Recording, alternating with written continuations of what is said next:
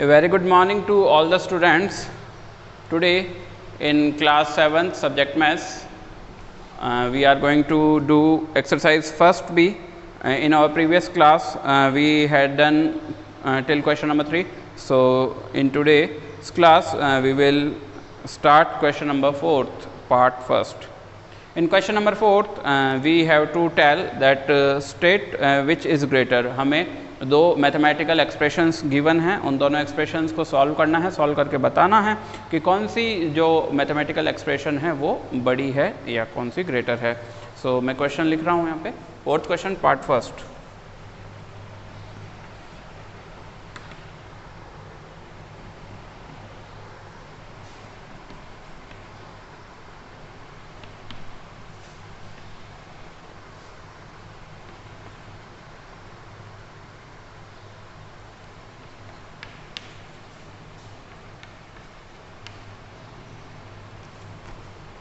तो ये एक्सप्रेशन है हमारी, एक ये है और एक ये है, दोनों को कंपेयर करना है, कौन सी बड़ी है ये बताना है. ठीक है. तो आपने जो 6th क्लास में 5th क्लास में हमने बोर्ड मास रूल पढ़ा था.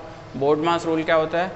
Bracket of division, multiplication, addition and then subtraction. तो किसी भी मैथमेटिकल एक्सप्रेशन को सॉल्व करते समय सबसे पहले हम सॉल्व करते हैं ब्रैकेट को, और उसके बाद में मल्टीप्लिकेशन को सॉल्व, उसके बाद में ब्रैकेट ऑफ डिवीज़न, उसके बाद में हम डिवीज़न को सॉल्व करेंगे, फिर multiplication, then addition and last में हम सब्ट्रैक्शन को सॉल्व करते हैं.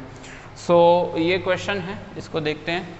सबसे पहले ब्रैकेट को सॉल्व कर लेते हैं. तो ब्रैकेट में प्लस है, 7 + 8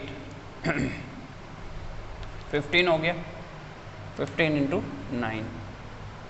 ठीक है. और यहाँ पे मैं एक बॉक्स बना देता हूँ जिसमें मैं जो भी नंबर बड़ा होगा उसकी तरफ ग्रेटर देन या लेस देन का साइन लगा दूंगा.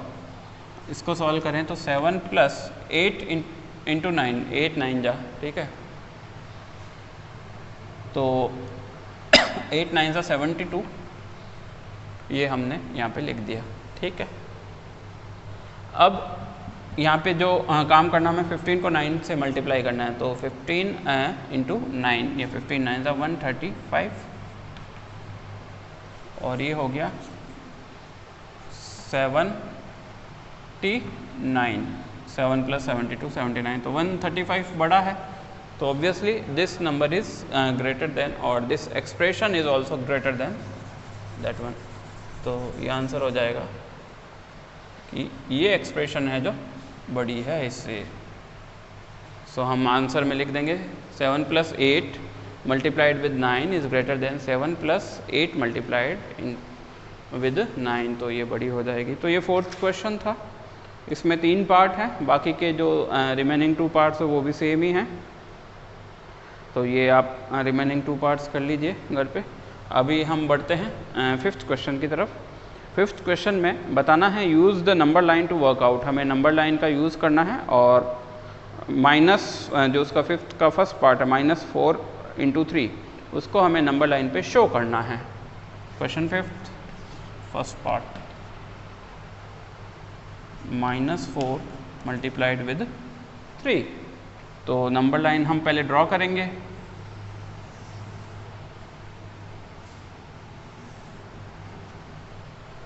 ठीक है. थोड़ी सी और मैं इसको लॉन्ग कर देता हूँ नंबर लाइन को.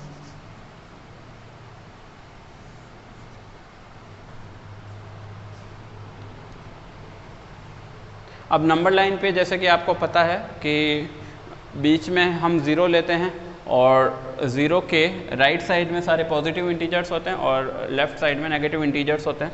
तो 4 को जब मैं -4 को 3 से मल्टीप्लाई करूँगा तो आंसर तो आएगा -12, ये मुझे पता है. तो नेगेटिव साइड में मुझे इंटीजर्स की ज़्यादा ज़रूरत है. तो ये 0,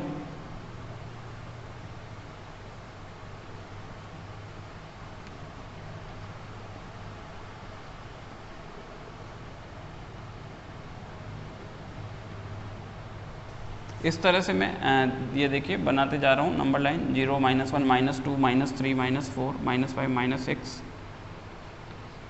-7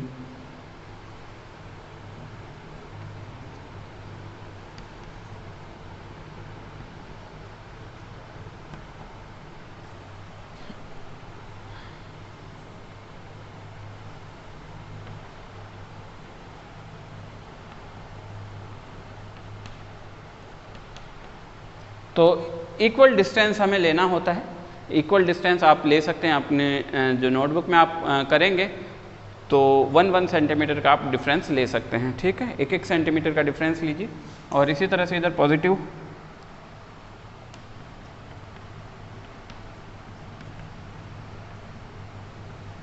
तो ये एक इम्पॉर्टेंट थिंग है कि आपको ध्यान रखना है कि जब भी आप नंबर लाइन ड्रॉ करें तो डिस्टेंस हमें इक्वल डिस्टेंस लेना है। ये हम कर चुके हैं 6th क्लास में। तो अब -4 को हमें 3 टाइम लेना है, मतलब -4 को 3 से मल्टीप्लाई करना है, तो 3 टाइम लेंगे। तो 0 से हम लोग स्टार्ट करते हैं। पहले ये 0 से हो गया -4 1 टाइम, एक बार आ गया ना, देखिए 0 से -4 जो है कितनी बार, एक बार आ गया, ठीक है। तो इसको मैंने लिख दिया, ये -4 हो गया अभी एक बार 1 टाइम। फिर -4 से फिर एक बार और लेना है क्योंकि 3 टाइम लेना था ना, तो ये तो 1 टाइम हुआ, ये 2 टाइम हो गया और फिर ये 3 टाइम हो गया। आई बात समझ में? -4 को मैंने, देखिए ये 0 था, ये -4 था, यहाँ से इसको 3 टाइम्स हमें जंप करवाना है, मल्टीप्लाई करना है, मतलब 3 टाइम इसको रिपीट करना है। तो ये हम कहाँ पे पहुँचे, -12, तो ये -12 हो गया इसका आंसर। बस यही हमें चाहिए था, इसी को हमें नंबर लाइन पे रिप्रेजेंट करना था। तो एक और इसका पार्ट है वो आप करेंगे खुद से। अब बढ़ते हैं क्वेश्चन नंबर 6 की तरफ।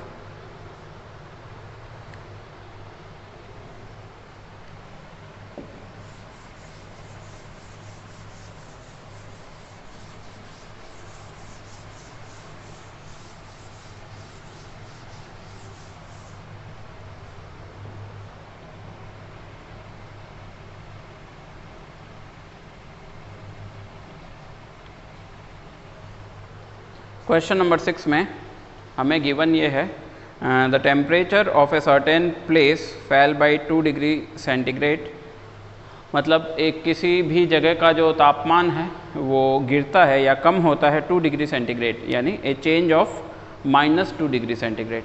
जो चेंज है वो क्योंकि कम हो रहा है इसलिए -2 degree centigrade each day for a week, मतलब सप्ताह के में 7 डेज होते हैं, तो 7 डेज वो हर रोज़ -2 डिग्री वो मतलब नीचे आ रहा है, 2 डिग्री नीचे आ रहा है, मतलब -2 डिग्री।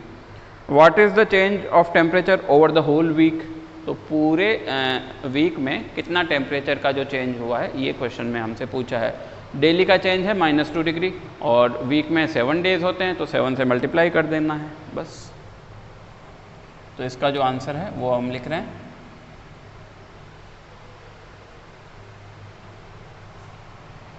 चेंज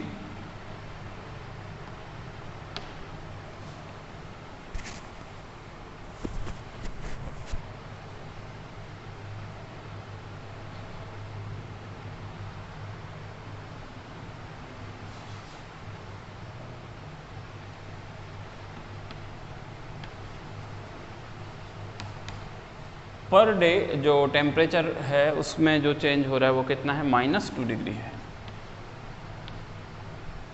ठीक है। और there are 7 days, so total change in temperature in a week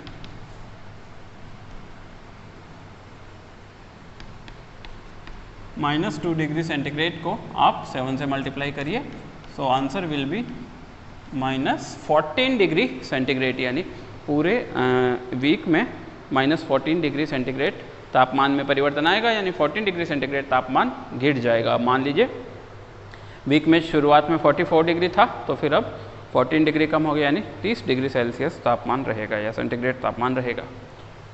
तो ये था क्वेश्चन नंबर 6।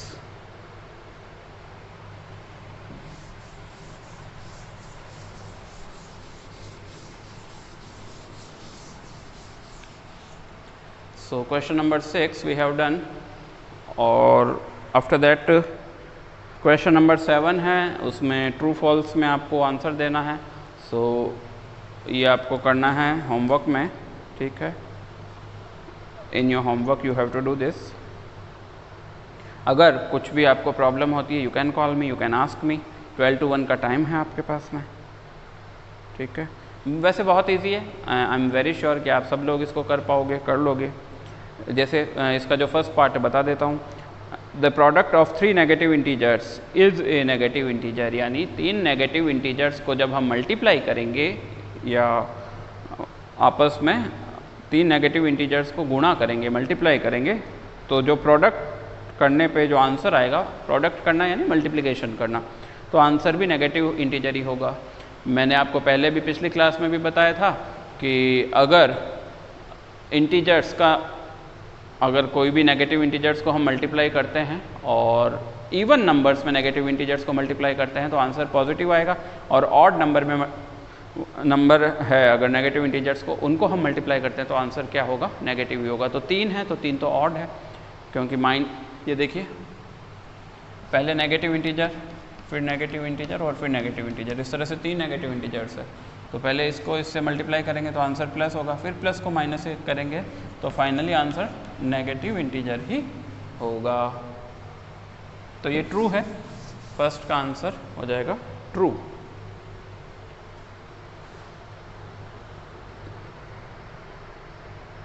तो ठीक है, फर्स्ट ट्रू हो गया। तो इसी तरह से बाकी वाले क्वेश्चन है वो भी आप कर लेंगे अपनी नोटबुक में, ठीक है। सो आज हम एक्सरसाइज फर्स्ट सी को स्टार्ट करने जा रहे हैं, ठीक है। एक्सरसाइज फर्स्ट सी, वैसे मैं आपको जो हमारी पहले इससे पहले जो प्रीवियस क्लास थी उसके अंदर मैंने आपको कुछ रूल्स बताए थे मल्टीप्लिकेशन के और डिवीज़न के, कि किस तरह से नेगेटिव इंटीजर्स और पॉजिटिव इंटीजर्स जब आपस में मल्टीप्लाई होते हैं या डिवाइड होते हैं तो उनके जो साइंस है, उनके साइंस किस तरह से हम लिखते हैं आंसर्स में, तो वो मैं आपको बता चुका हूँ। टेबल बनवाई थी मैंने आपको, तो उसी टेबल के अकॉर्डिंग हमें वर्क करना है। मल्टीप्लिकेशन के और डिवीजन के सेम ही रूल्स हैं, ठीक है। चलिए क्वेश्चंस करते हैं। First C exercise, question number 1।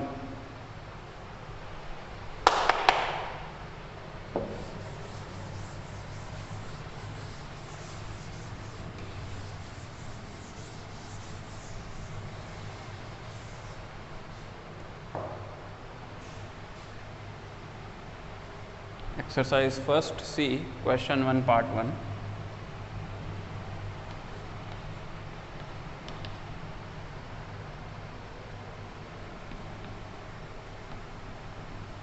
ये क्वेश्चन हमारा कि -6 को डिवाइड करिए 2 से, तो नेगेटिव नंबर है और ये पॉजिटिव नंबर है, तो नेगेटिव और पॉजिटिव नंबर तो आंसर तो नेगेटिव ही आएगा। 6 को 2 से डिवाइड करेंगे तो 3, लेकिन -3, पहला नंबर नेगेटिव है, दूसरा नंबर पॉजिटिव है, तो आंसर नेगेटिव ही आएगा। -3 विल बी द आंसर, ठीक है। सेकंड, थर्ड पार्ट इसका लेते हैं हम।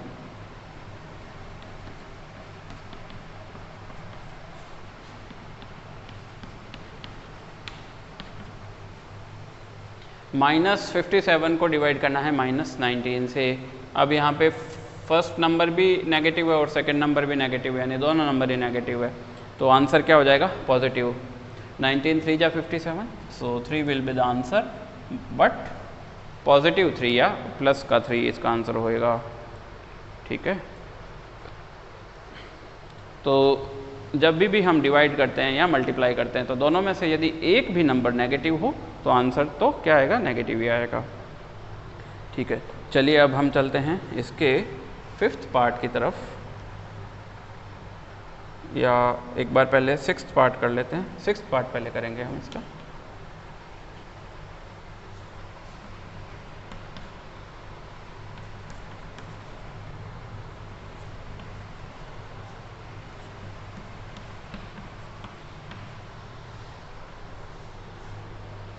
तो ये क्वेश्चन है हमारा, 18 में प्लस करना है -18 को, और फिर जो आंसर आएगा उसमें डिवाइड करना है -20 को। तो अगर आप बोर्ड मास रूल भी जो मैंने अभी आपको बताया था वो भी आप अप्लाई करें, तो पहले हम ब्रैकेट को सॉल्व करते हैं, तो इनको सॉल्व करते हैं। +18 और -18 को प्लस करेंगे तो आंसर क्या होगा, 0 होगा। अब 0 में डिवाइड करना है -20, ज़ीरो में किसी भी संख्या से हम डिवाइड करें, किसी भी नंबर से डिवाइड करें तो आंसर विल बी ज़ीरो। तो इसका जो आंसर आ जाएगा ज़ीरो, तो ज़ीरो ही इसका आंसर आएगा। ठीक है, अब इसका हम एक और पार्ट लेंगे, तो आई होप ये आप सब लोग ने लिख लिया होगा।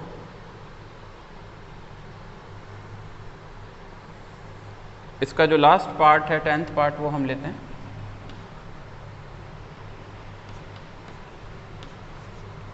दिखने में थोड़ा बड़ा लग रहा है लेकिन काफ़ी इजी है ये क्वेश्चन भी, इसलिए क्योंकि ये दिखने में थोड़ा बड़ा लग रहा है तो बच्चे डर जाते हैं। तो इसको हम लेते हैं। ये देखिए ये क्वेश्चन है हमारा। क्वेश्चन आप बुक से देख लीजिए, एक बार टैली कर लीजिए और अब इसको सॉल्व करते हैं। -155 और -100 दोनों को ऐड करेंगे तो माइनस और माइनस तो प्लस, और क्योंकि दोनों ही नंबर नेगेटिव है तो आंसर भी क्या होगा, नेगेटिव होगा। नेगेटिव का 255 ये आंसर हो जाएगा। और फिर डिवाइड का साइन है और आगे है -300 और +45। पहला नंबर नेगेटिव है, दूसरा पॉजिटिव है, माइनस और प्लस माइनस, तो काम तो होगा माइनस का। तो 300 में से 45 को माइनस करिए तो क्या आएगा, 245 ही आएगा। लेकिन अब देखिए साइन किसका लगेगा, साइन उसका लगता है जो नंबर बड़ा होता है। तो 300 बड़ा है तो ये नेगेटिव है, तो यहाँ पर भी क्या लग जाएगा, नेगेटिव साइन। तो -255 को डिवाइड करना है -255 से।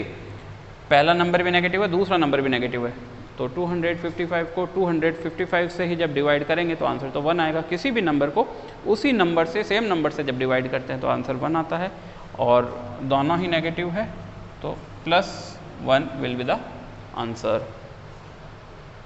तो आंसर हो जाएगा +1। तो ये था क्वेश्चन नंबर 1, ये हमने किया।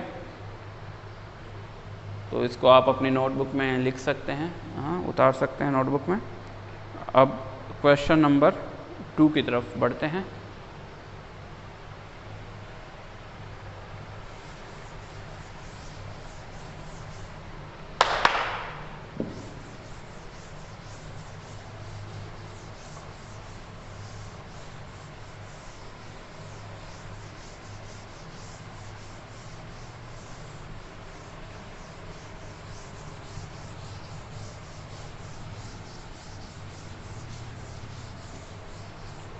क्वेश्चन नंबर 2 में हमें करना है राइट द ट्रू और false for the following statements.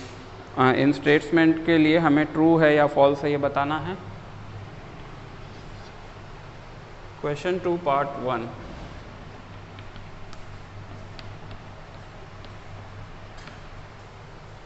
Zero divided by -8।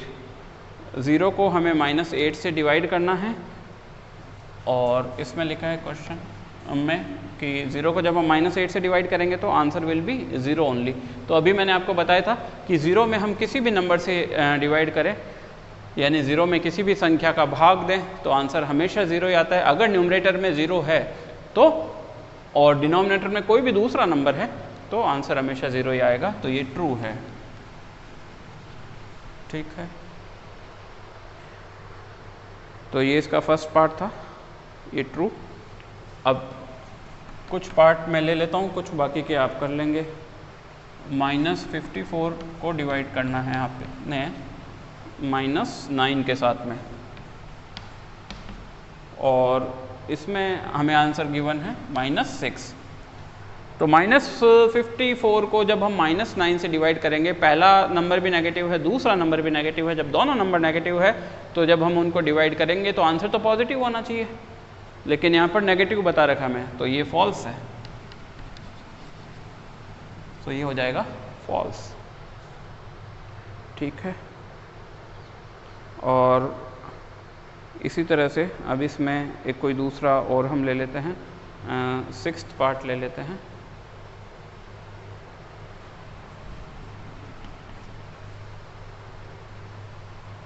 -36 को डिवाइड करना है -4 से। जब 36 को -4 से डिवाइड करेंगे, इन्होंने आंसर लिखा है यहाँ पे 9। 36 को 4 से जब डिवाइड करेंगे तो 9 ही आएगा, नो डाउट। लेकिन फर्स्ट नंबर पॉजिटिव है, सेकंड नंबर नेगेटिव है, तो आंसर जो आएगा वो क्या आएगा, -9 आना चाहिए, लेकिन इन्होंने 9 लिखा है, तो इसलिए ये भी क्या हो गया, फॉल्स। तो ये था क्वेश्चन नंबर 2। इसके अंदर 6 पार्ट्स थे, मैंने आपको 3 पार्ट करा दिए, बहुत इजी है, बस ट्रू फॉल्स ही हमें बताना है, ठीक है। तो यहाँ पर हमारी एक्सरसाइज फर्स्ट से शुरू हो गई, इसके बाद में कुछ मल्टीपल चॉइस के क्वेश्चंस हैं, तो वो आपके उसके लिए होते हैं पर्सनल प्रैक्टिस के लिए। एग्ज़ाम पॉइंट ऑफ व्यू से ये इम्पोर्टेंट ये क्वेश्चंस नहीं है फ़िलहाल। तो we will stop here today, आज के लिए हम बस इतना ही करेंगे, आज हम यहीं रोकेंगे और नेक्स्ट क्लास में हम इसको आगे कंटिन्यू करेंगे। Thank you very much.